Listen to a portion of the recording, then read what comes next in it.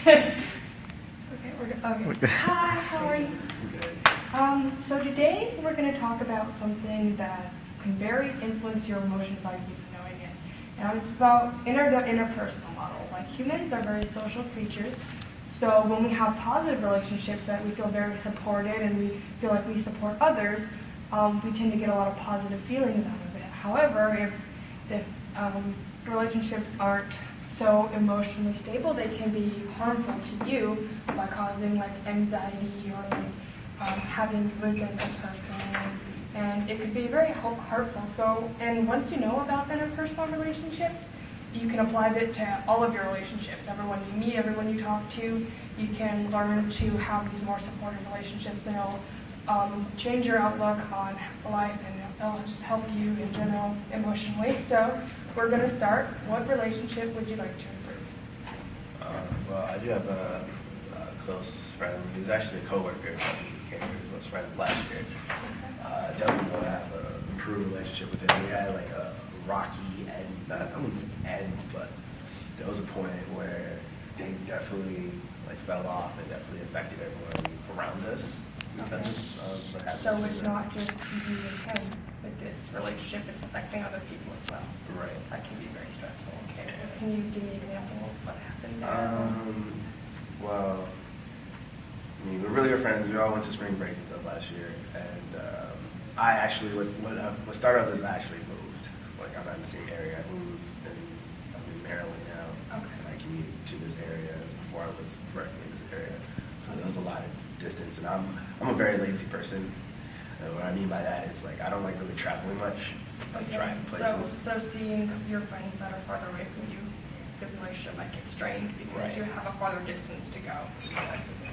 And another thing is generally with me and my friends, what it was is generally I would like coordinate things for us to do and things like that. But then I feel like I was just so far out. And then like, I mean, we all still talk because we have like group apps and we keep up and things like that. But it was just harder to see each other. The distance was there. And then there's just some of the times with me and him we kind of conflicted. Like for instance, we're all supposed to go to see movie together that I was invited to. And then we haven't talked in a little bit. And then so it was like, and I take like casual comments very like personal. And he said a casual comment, well, he should have told us beforehand so we can make plans to, because I wanted to meet at a theater that was more halfway as opposed to going to where they were. And so he didn't mind, but he made a smart comment about it. And so like I reacted to it. And so like we didn't have to do anything that night because of that. Okay, so you feel like the distance is hurting the communication, and that's what's hurting your friendship. Right, and Okay. definitely, and I'm a very stubborn person, so. Okay, how does all this make you feel, like about the communication problem or about just the two of you growing separate? I mean, he's very like me, so like out of all of our group of friends, like I'm the closest to him. So essentially we have similar things going on in our lives. So, and we have like similar backgrounds in our childhood. Like we were both military, we lived in like over in Germany, and we're from military families. And the rest of us that in our group, we can't relate to us in that way. So, so I really feel a strong ties to him as like in that perspective. Okay, so how are you coping with this problem? Have you tried to make the communication better or lessen the distance when you can at all? He actually tried to reach out, but like I didn't want to really like deal with it, with the conflict, so I kind of like strayed away from it. Okay. But I know it's going to come up eventually. We're going to have to like hash this out. I just don't really feel like bothering with like dealing with the feelings of it. But I know it's going to happen. It's going to have to happen. So, yeah. You keep looking away from me. You feel nervous about when this confrontation is going to happen. Yeah, Is that- because I don't like confrontation. I Yeah, don't like okay. going over, okay, so why did this happen? And then going back and forth about it. I don't Okay, like those so situations.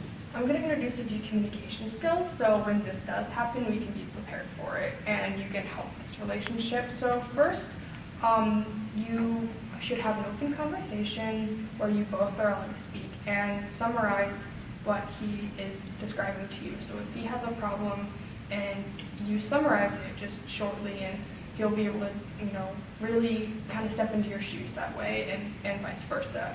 Another thing is that empathizing and perspective taking. I mean, you were the one that moved away, correct?